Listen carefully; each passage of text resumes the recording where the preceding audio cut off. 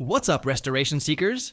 Andre Hennick here, and today we're talking about one of the most dramatic financial transformations in the Bible. A corrupt tax collector who cheated people for years, made a fortune dishonestly, and then in one day completely reversed his financial life. I'm talking about Zacchaeus from Luke 19, and his story proves something powerful. Making financial amends for past wrongs creates breakthrough. Restitution leads to restoration, and God blesses people who make things right. If you've ever made money dishonestly, cheated someone financially, or carry guilt about past financial decisions, hit that subscribe button right now, because what you're about to learn will set you free and position you for blessing. Let's dive into Zacchaeus' radical transformation. Let me set the scene. Zacchaeus is a chief tax collector in Jericho. That means he's wealthy. The text explicitly says so. But his wealth came through corruption.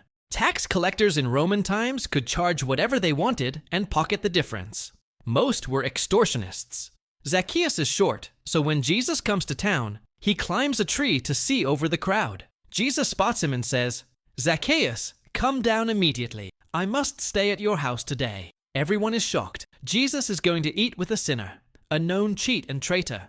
But watch what happens when Zacchaeus encounters Jesus. Zacchaeus stands up and says to Jesus, "Look, Lord, here and now I give half of my possessions to the poor, and if I have cheated anybody out of anything, I will pay back 4 times the amount." And Jesus responds, "Today salvation has come to this house." This is principle number 1 for financial restoration in 2026. Principle 1, immediate obedience to conviction. Notice Zacchaeus says, "here and now," not "I'll think about it," or "eventually," or "when I'm more financially stable." Immediately. When the Holy Spirit convicts you about financial wrong, the response time matters. Delayed obedience is disobedience. In 2026, most people excuse their past financial sins. "It was a long time ago. Everyone does it.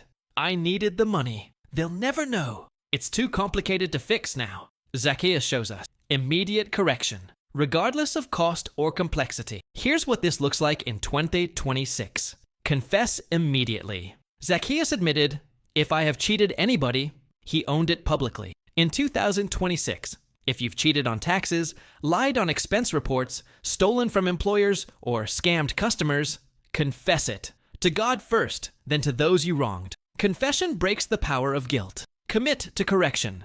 Zacchaeus didn't just feel bad, he announced a plan. In 2026, guilt without action changes nothing. Make specific plans to correct wrongs. Write them down, set deadlines, take action within 48 hours while conviction is fresh. Don't rationalize. Zacchaeus could have said, "I was just doing my job," or "the system is corrupt," or "everyone cheats." He didn't. In 2026, stop rationalizing. If you took money dishonestly, return it. If you cheated someone, make it right. No excuses. Period. Immediate action prevents hardened heart. The longer you wait, the easier it is to ignore conviction. In 2026, when God convicts you about financial wrong, act within 48 hours. Call the person, write the check, make the confession. Delayed action allows your heart to harden. Your immediate obedience challenge. Is there any financial wrong you've committed that you haven't corrected? Right now, not later, right now. Write it down. Then commit to making it right within 48 hours. I'll show you how as we go. Comment, "I choose immediate obedience." Let's commit to fast correction. Principle 2, radical generosity proves genuine transformation. Zacchaeus doesn't just return what he stole. He gives half his possessions to the poor. That's not token generosity. That's radical redistribution of wealth. In 2026, this principle destroys fake repentance. Generosity validates repentance.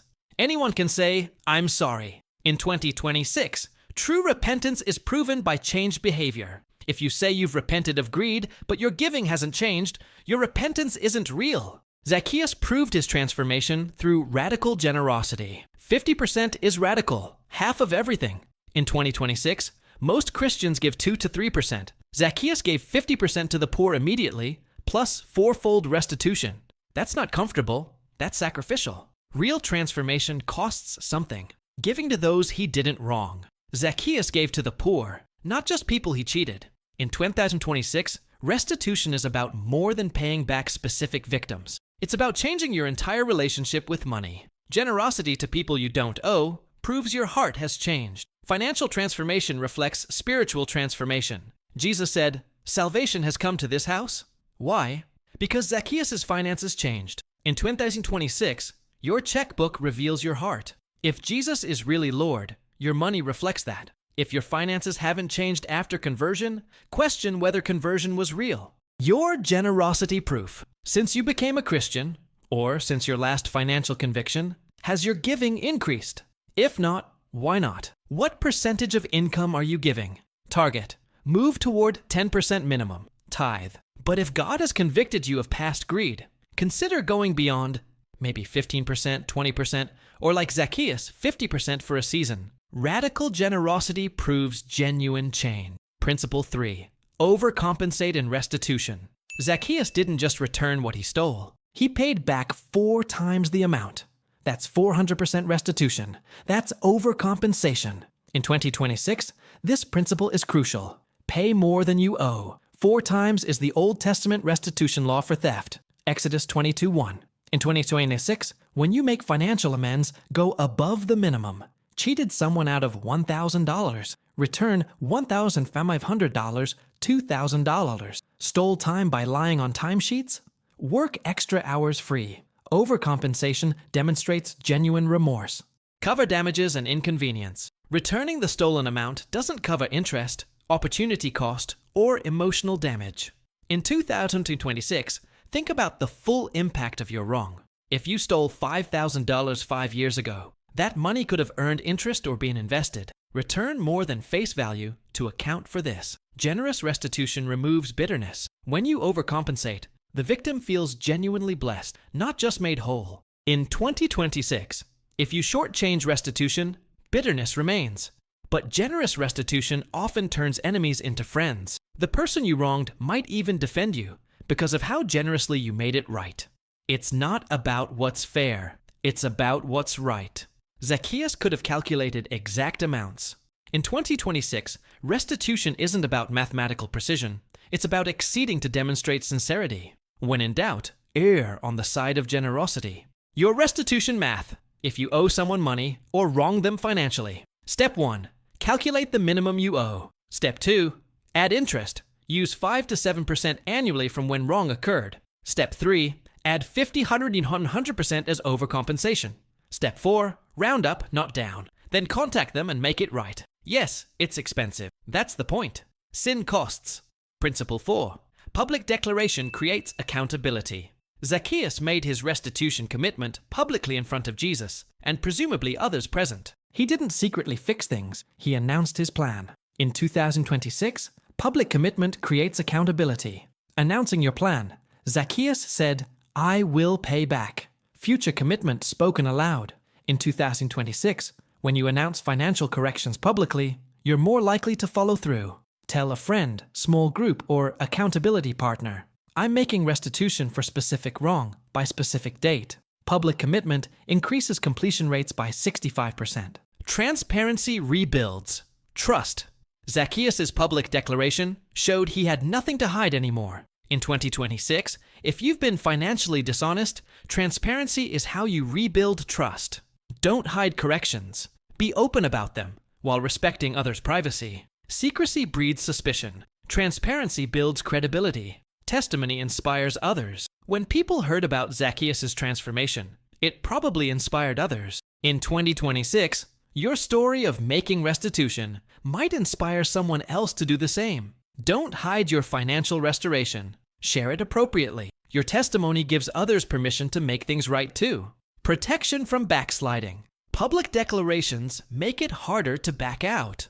In 2026, if you secretly decide to make restitution but don't tell anyone, it's easy to change your mind when it gets hard. Public commitment creates healthy pressure to follow through. Your public commitment step. Choose one person you'll tell about your restitution plan. Could be accountability partner, pastor or spiritual mentor, spouse or close family member, small group. Tell them specifically what you're correcting and by when. Ask them to follow up. Public accountability works.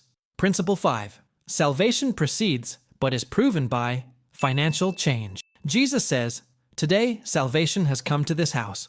The question is, did Zacchaeus get saved because he gave money, or did giving money prove he was saved? Answer: salvation came through encountering Jesus. Financial change proved the salvation was real. In 2026, this distinction matters. You can't buy salvation.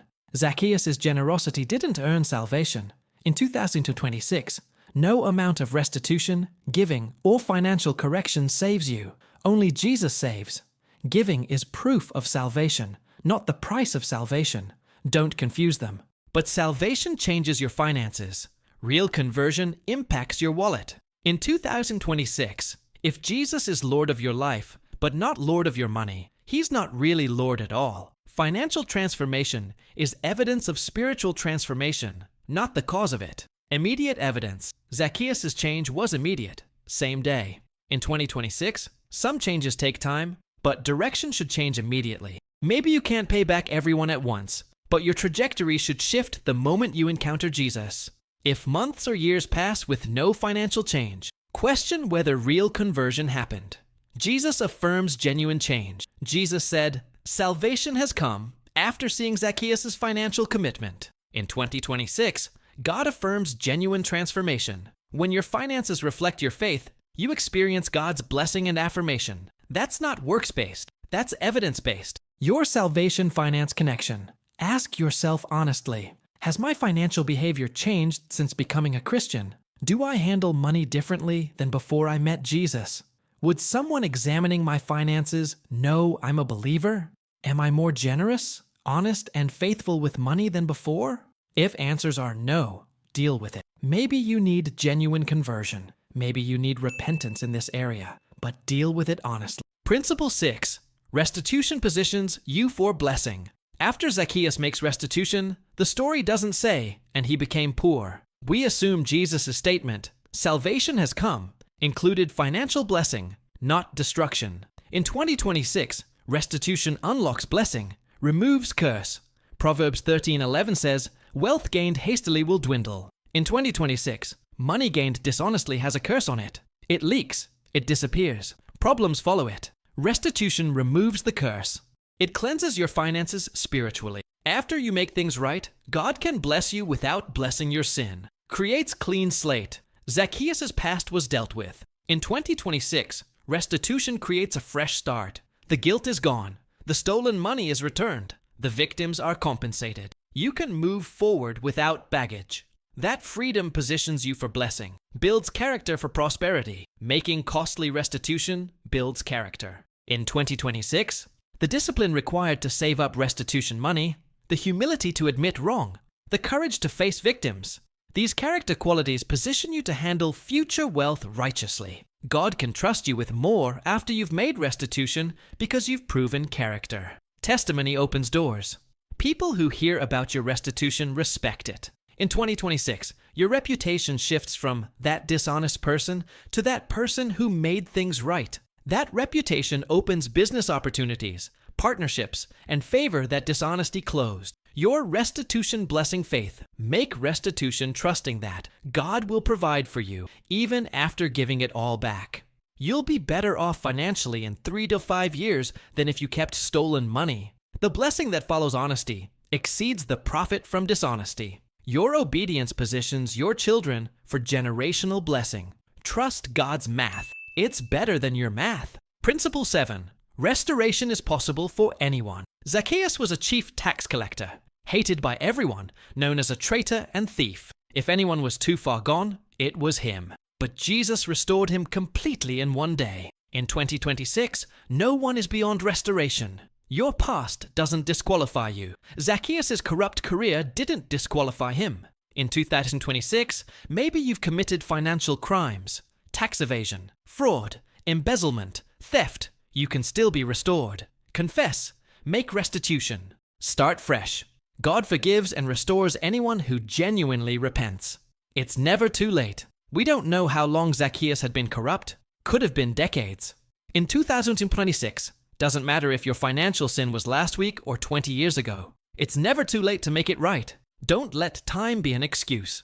Complete transformation is possible. Zacchaeus went from corrupt tax collector to righteous giver in one day. In 2026, God can transform anyone instantly. You might have decades of bad financial habits. God can change you today. Don't think I've been this way too long to change. With God, instant transformation is possible. Start where you are. Zacchaeus couldn't undo years of corruption instantly, but he started that day. In 2026, you can't fix everything at once. Start with one restitution, one confession, one correction, then build momentum. Complete restoration might take years, but it starts with one step today. Your restoration declaration. No matter what you've done financially, declare, "My past doesn't define my future. God can restore me completely. I choose to make things right starting today. I believe transformation is possible. I will walk in financial integrity from this moment forward." Mean it. Live it. Watch God restore you. Let's recap Zacchaeus' restitution principles for 2026. 1. Immediate obedience. Confess and correct within 24-48 hours. 2. Radical generosity. 50% to prove genuine transformation. 3. Overcompensate. Payback 400%, not just 100%. 4. Public declaration. Create accountability through transparency. 5. Financial change proves salvation. Your wallet reveals your heart. 6. Restitution positions for blessing. Removes curse. Creates clean slate. 7. Restoration is possible. No one is too far gone. Zacchaeus was a corrupt, wealthy tax cheat. One encounter with Jesus, and he gave away half his wealth and paid back 400% of what he stole. Jesus declared salvation had come to his house. You might have financial skeletons, past dishonesty, unpaid debts, cheated people, stolen money, lied on taxes. Whatever it is, you can make it right. Yes, it will cost you. Yes, it will be hard. Yes, people might be shocked. But the freedom, blessing, and restoration that follow are worth it. Here's what I need from you. 1. Subscribe for weekly biblical financial restoration strategies. 2. Comment, "I commit to restitution," if applicable. 3. Share with someone carrying financial guilt. 4. Download the Restitution Action Plan. Link in description. 5. Join our Biblical Wealth Builders community. Next week, Good Samaritan's Compassionate Investing. ROI on helping strangers. Remember, Zacchaeus made costly restitution and experienced complete restoration. You can too. Your past financial mistakes don't have to define your future. Make it right. Start today. This is Andre Hennick, and I'll see you in the next video. Now go make restitution.